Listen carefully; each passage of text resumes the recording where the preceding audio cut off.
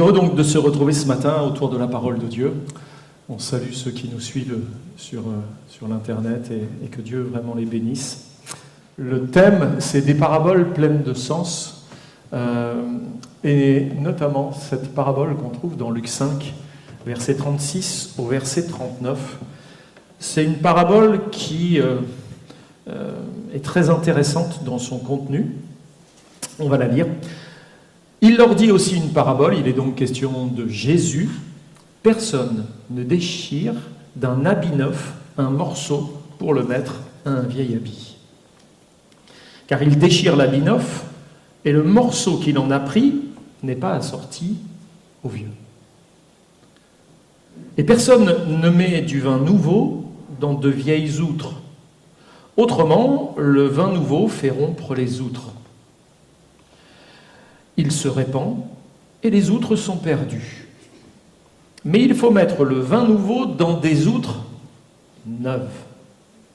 Et personne, après avoir bu du vin vieux, ne veut du nouveau, car il dit « le vieux est bon ». Sans doute vous avez déjà lu des paraboles, ou cette parabole des habits et des outres que Jésus a enseignées. Et pour bien comprendre cette parabole, il ne faut pas se contenter d'étudier le texte qui en parle. Parfois, on se contente juste de ces quelques versets, on essaye de comprendre ces quelques versets indépendamment de tout ce qui est autour. Il faut souvent aller voir ce qui est autour du texte qu'on étudie pour savoir de quoi ça parle. Et donc, il faut aller voir un peu plus large, et c'est ce que je me propose de faire avec vous dans le cadre de ces plusieurs messages que le Seigneur m'aidera à vous apporter. Il y a des liens de compréhension importants qui se trouvent dans les passages qui précèdent ce texte. Ainsi, nous allons prendre le temps de regarder un peu avant, dans l'évangile de Luc, au chapitre 5, du verset 16 au verset 26, où il est question de la guérison d'un paralytique. Vous allez me dire, mais qu'est-ce que ça a à voir avec la parabole des outres, la guérison du paralytique? Et puis après, on verra dans Luc, chapitre 5, versets 27 à 35, le récit relatant l'appel de Lévi et le repas dans sa maison. Et finalement, nous reviendrons à notre parabole des outres dans Luc 5, 36, 39, donc lors de la clôture de ces messages. Parlons d'abord de la guérison du paralytique. Luc chapitre 5, verset 17 au verset 26. On va rester sur ce texte ce matin. Un jour, Jésus enseignait. Des pharisiens et docteurs de la loi étaient là, assis, venus de tous les villages de Galilée, de la Judée et de Jérusalem. Et la puissance du Seigneur se manifestait par des guérisons. Jusque-là, tout va bien. Non?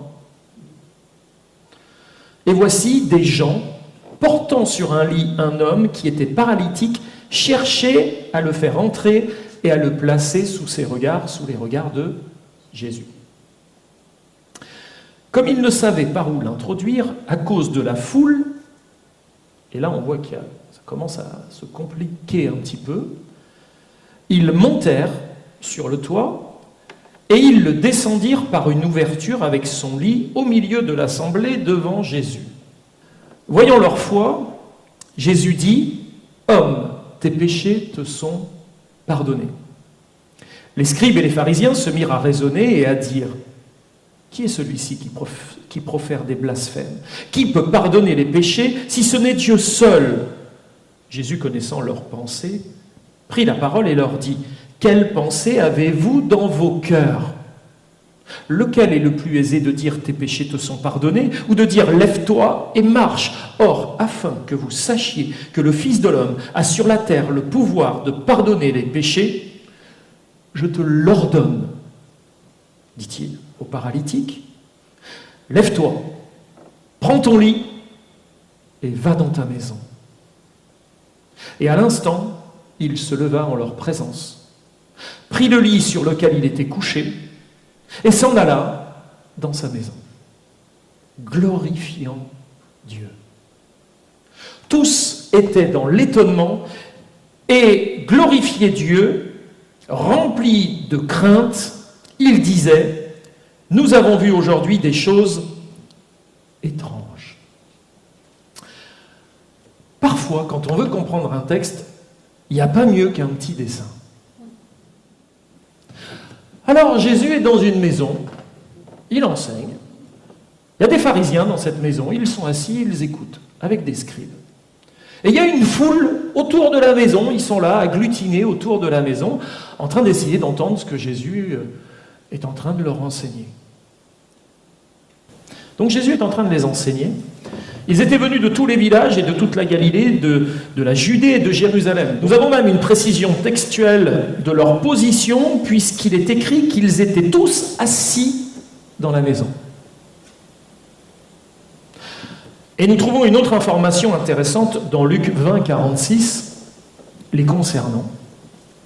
Il nous est dit qu'ils aiment se promener en robe longue, être salués dans les places publiques, recherchent les premiers sièges dans les synagogues et les premières places dans les festins. C'est alors que pendant que Jésus enseignait, et là la Bible ne nous dit rien de ce que Jésus enseignait, un paralytique fit son entrée par le toit de la maison. Ok, j'ai fait un petit paralytique sur un lit. Et devant cette scène, Jésus déclara au paralytique, « Tes péchés sont pardonnés. » À aucun moment on voit que le paralytique dit, « Seigneur, s'il te plaît, pardonne mes péchés. » Pourtant, Jésus lui dit, « Tes péchés sont pardonnés. » Vous savez, parfois, il y a des actes qui valent des paroles. Je pense que si cet homme était là, ce n'était pas pour rien. Et Jésus savait que cet homme-là, il n'avait pas besoin de s'épancher en plein de mots. Ce qu'il venait de faire, les risques qu'il avait pris, et la manière dont il se tient devant Jésus, et de tout ce qui l'entoure autour, font que cet homme vient d'accomplir quelque chose quand même de très particulier. Si on reprend la chronologie des événements, Jésus pardonne les péchés du paralytique. Ensuite, les scribes et les pharisiens raisonnent et se dirent en eux-mêmes, « Mais qui est celui-ci qui profère des blasphèmes ?» Il nous est dit qu'il y avait eu des guérisons, a priori, les guérisons, ça ne posait pas forcément des problèmes. Mais d'un seul coup, arrive la question du pardon des péchés. Et ça commence à poser un problème. Qui est celui-ci qui profère des blasphèmes? Qui peut pardonner les péchés si ce n'est Dieu seul? Et au verset 22, nous apprenons que Jésus connaissait leurs pensées. Mais qui peut connaître les pensées des autres si ce n'est Dieu seul? Qui est celui qui est véritablement omniscient, qui a la connaissance de tout? Dans le psaume 139, verset 2 et verset 3, il est écrit au sujet de Dieu, « Tu sais, quand je m'assieds », c'est-à-dire quand je suis un peu fatigué,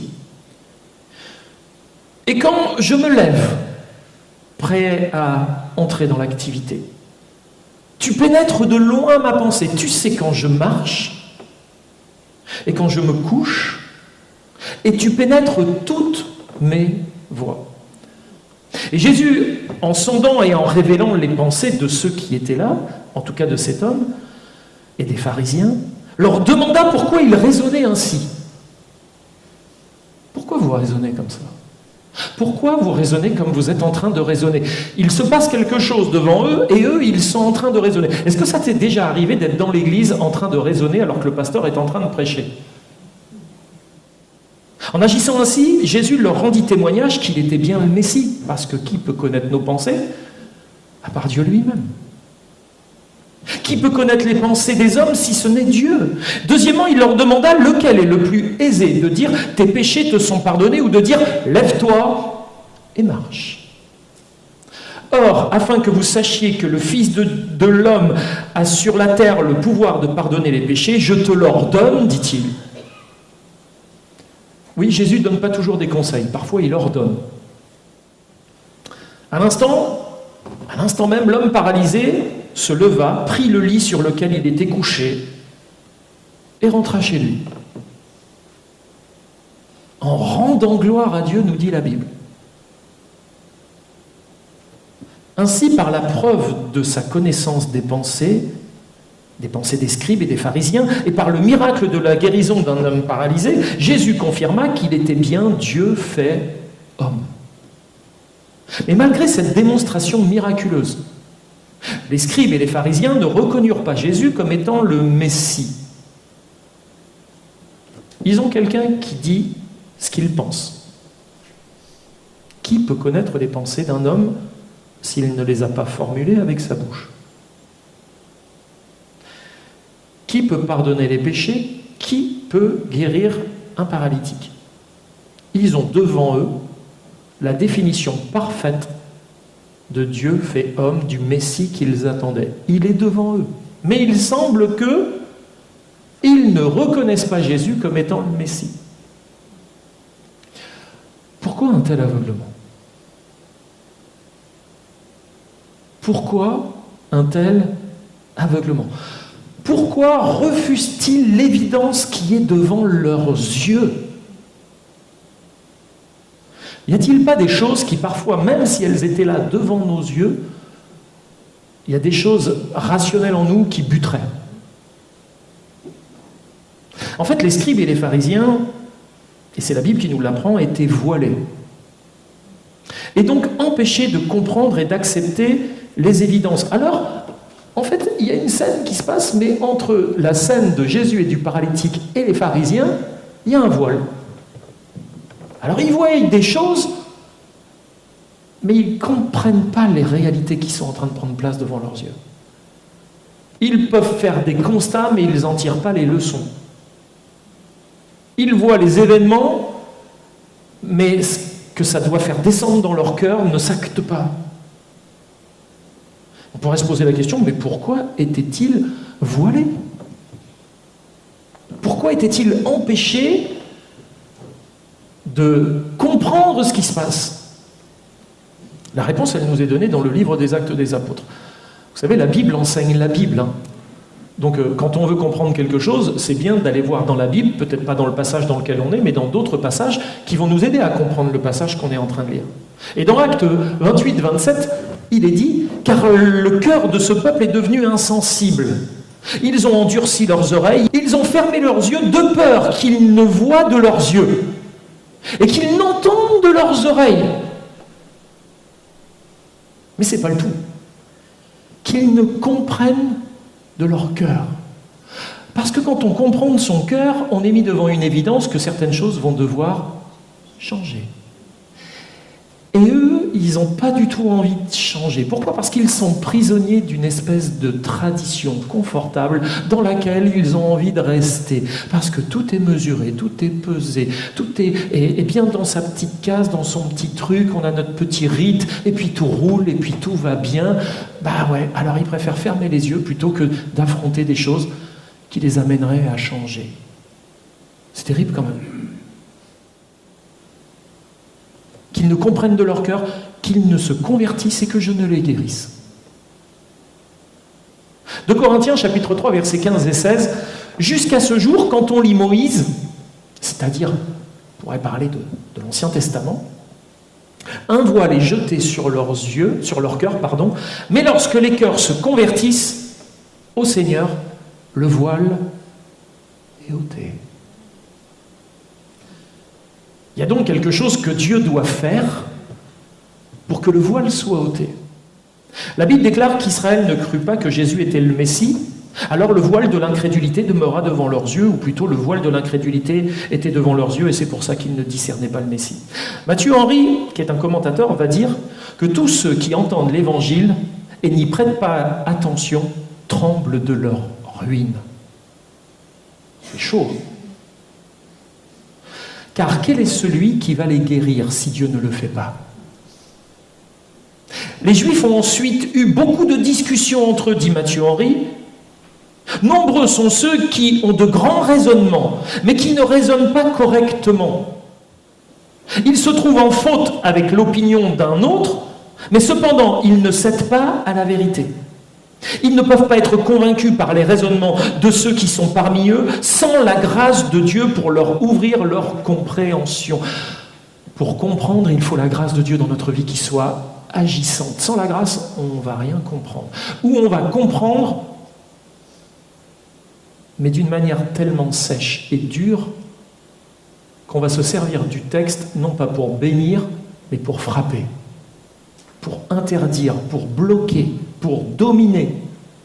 Le texte n'a pas été fait pour ça. Il a été fait pour libérer les captifs, pour guérir ceux qui ont le cœur brisé, pour réconforter nos âmes, pour être un phare dans nos ténèbres, une boussole dans nos vies, un baume sur nos plaies. Ils se trouvent en faute avec l'opinion d'un autre, mais cependant ils ne cèdent pas à la vérité. Ils ne peuvent pas être convaincus par les raisonnements de ceux qui sont parmi eux, sans la grâce de Dieu pour ouvrir leur compréhension. Pendant que nous pleurons à cause de tels contempteurs, bon, à cette époque-là, ils utilisaient des mots contempteurs, ça vous va? Ou je dois mettre en français courant? Des dénigreurs, des gens qui dénigrent.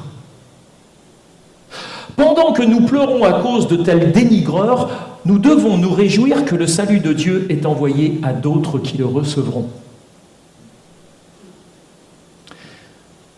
Là, vous avez vu, dans cette maison, il y a une foule qui ne reçoit pas le salut. Ils sont assis, ils sont bien, ils ne reçoivent rien. Ils sont bloqués. Et il y a juste un homme qui passe par le toit, et lui, il va tout recevoir. La disposition de cœur joue beaucoup. Hein. Je dirais même que c'est le principal. Nous devons nous réjouir que le salut de Dieu est envoyé à d'autres qui le recevront. Et si nous sommes de ce nombre, nous devons être reconnaissants à celui qui nous fait différents. Fin de citation de Matthieu Henry.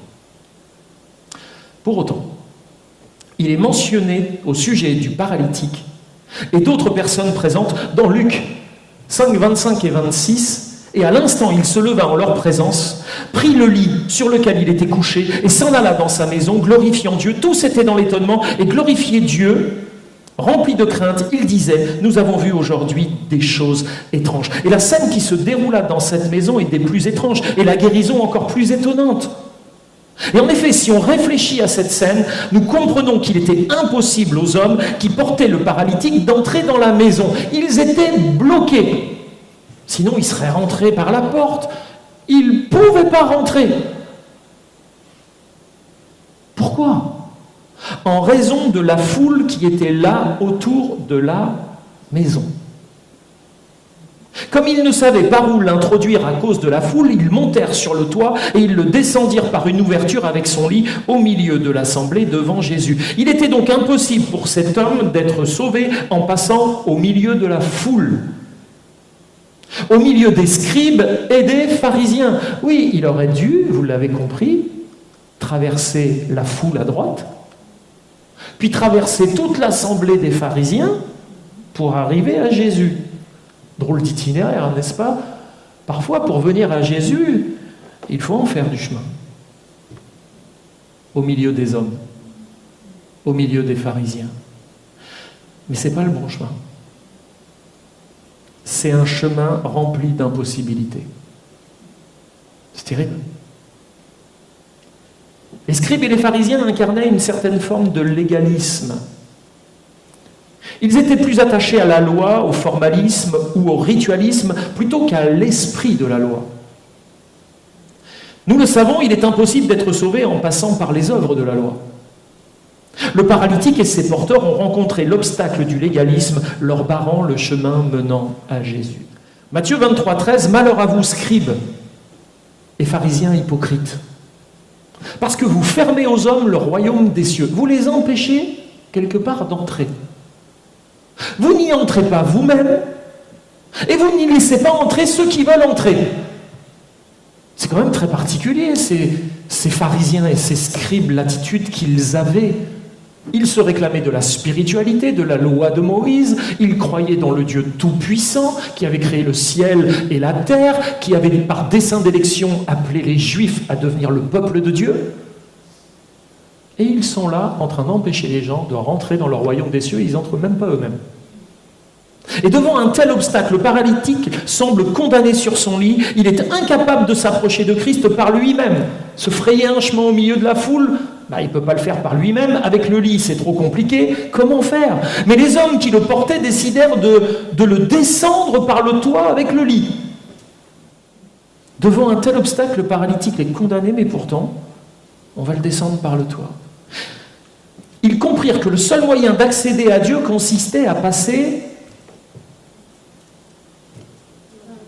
par le haut. Il faut passer par le haut. Est-ce que vous voyez le symbole ici, là? Il faut passer par le haut. C'est par la grâce que vous êtes sauvés. Par le moyen de la foi. Et cela ne vient pas de vous, c'est le don de Dieu. Ça passe uniquement par le haut. En guérissant le paralytique, Jésus lui déclara: je te l'ordonne, lève-toi, prends ton lit et va dans ta maison. Et là, il n'y a rien qui vous choque. Non? Pourquoi il n'est pas repassé par le toit, d'où il était venu? En plus, il n'est plus paralysé, il aurait pu faire une corde lisse et puis monter, puis repartir. Je reviens de par où je suis venu. Généralement, quand on va à Jésus, il faut passer par le haut, mais on ne repart jamais par le même endroit qu'on est venu. Tout va changer. Mais vous savez par où il va devoir passer, l'ami? Par les pharisiens et les scribes. Il va devoir traverser la foule pour rentrer chez lui, avec son lit sous le bras. Ça va être compliqué, il va falloir faire bouger les pharisiens. Ils n'aiment pas trop bouger quand ils sont assis. Il va falloir passer au milieu des pharisiens et des scribes. Et ça, c'est compliqué. C'est compliqué. C'est le chemin des gentils, il va de gauche à droite, et le chemin des juifs, il va de droite à gauche. C'est-à-dire qu'une fois qu'on est touché par Jésus, il va falloir sortir de tout cela, là, et aller dans le monde, avec ce qu'on a reçu. Le chemin des Juifs, il fallait passer par la foule, passer par les scribes et les pharisiens avant de pouvoir aller à Jésus. Les chemins sont inverses. En lui parlant de cette manière, Jésus dirigea cet homme en opérant dans sa vie un véritable changement de direction. Comment on appelle ça, un changement de direction dans la vie spirituelle? Une conversion. Ok, ça se dit strépho en grec. Se retourner. Mais pourquoi ce changement de direction comme ça? Dans Galates 3,19, il est dit: pourquoi donc la loi? Elle a été donnée ensuite à cause des transgressions, jusqu'à ce que vint la postérité à qui la promesse a été faite. Elle a été promulguée par des anges au moyen des médiateurs. On connaît ce médiateur, hein?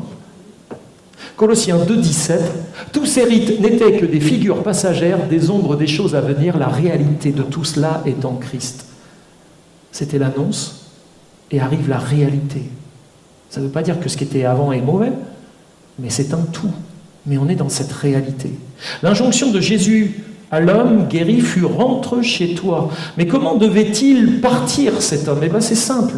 L'Épître aux Hébreux nous le dit. Hébreux chapitre 12, versets 1 à 2 déclare: nous aussi, puisque nous sommes environnés d'une si grande nuée de témoins. Parce que oui, il va falloir sortir au milieu de tous ceux qui se définissent comme étant des témoins. Puisque nous sommes environnés d'une si grande nuée de témoins, rejetons tout fardeau. Alors la vie chrétienne consiste à rejeter les fardeaux. Vous en êtes où au niveau portabilité des fardeaux actuellement? Est-ce que vous êtes encore chargé? Ne vous a-t-il pas dit: viens à moi, toi qui es fatigué, chargé, vas-y dépose, je te donnerai du repos? Rejetons tout fardeau et évidemment le péché qui nous enveloppe si facilement. Il nous enveloppe si facilement. Et courons avec persévérance. Là, il y a une idée d'empressement, une idée d'endurance. Courons avec persévérance dans la carrière qui nous est ouverte. Et ça, j'aime ça. Dieu nous a ouvert une carrière. Il ne nous enferme pas dans une petite pièce.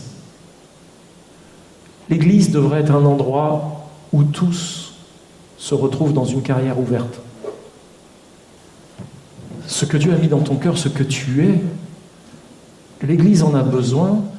Chaque membre a son utilité, a sa place dans son appel, dans les caractéristiques, dans la formation que Dieu lui a donnée, les dons qu'il a mis en lui. Et l'Église a besoin de toi et de ton service, de ce que tu es. Pas juste venir en spectateur, en prenant et en repartant. entre dans la carrière qui t'est ouverte. Ayant les regards sur Jésus, le chef et le consommateur de la foi, qui, en vue de la joie qui lui était réservée, a souffert la croix, méprisé l'ignominie et s'est assis à la droite du trône de Dieu. Il a tout fait pour que toi, tu entres dans la carrière. Voulons-nous être guéris comme ce paralytique le fut, rentrer dans notre maison en glorifiant Dieu? Voilà le message du salut. Et je termine. La première leçon que nous pouvons tirer de ce passage est que l'on ne peut s'approcher de Jésus que par la grâce. Et que lorsque nous sommes guéris de la pire des maladies invalidantes, du péché, nous devons vivre notre vie entière en ayant les regards sur Jésus, en nous mettant en mouvement. La deuxième leçon que nous pouvons retenir ici concerne l'attitude des scribes et des pharisiens. Ils furent un obstacle entre cet homme et Jésus. Aussi, combien de fois, par pure religiosité, ou par orgueil spirituel, ou par un tempérament austère et peu accueillant, ou par une application sèche et sans vie des Écritures, pour ne pas dire une certaine forme de légalisme, n'avons-nous pas été des obstacles, nous-mêmes, entre les autres et Jésus? Et là, c'est à chacun de regarder son propre cœur et sa propre vie. N'ai-je pas été un pharisien pour l'autre?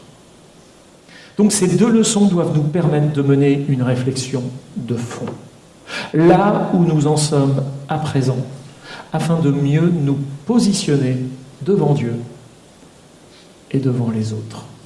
Amen.